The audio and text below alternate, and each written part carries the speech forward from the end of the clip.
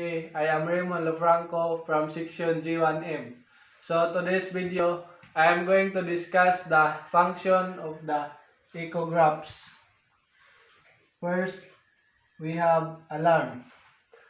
Ang function sa alarm switch sa echograph mo ay magpahilom sa mga alarma nga gi-trigger sa mga sensor sa barko ug mahimong magamit sa pagsulay sa sistema ug pagsiguro sa kaluwasan.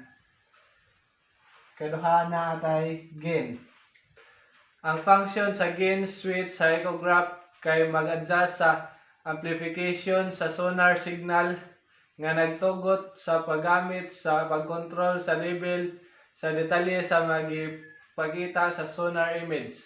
Kasagaran kini na nabutang sa atbang sa panel ug pwede i-adjust samtang nag-scan.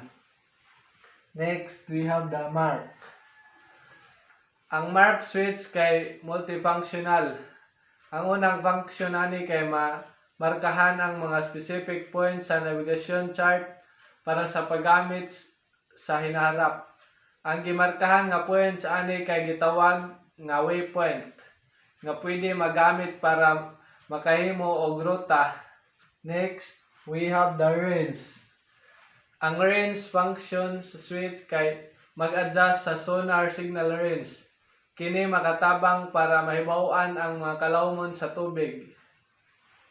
Next, we have the power.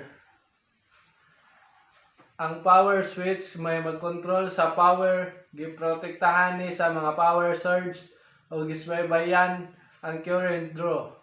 Nag-send ni og signal sa control unit. Last, we have the display. Ang display function kay magpakita sa picture sa ubos. Ang display kay pwede CRT, LCD o LED screen. Gipakita sa display ang gilawmon sa tubig ug sa ubos sa tubig nga bisan unsang butang nga ma-detect sa echo sounder. That's all. Thank you.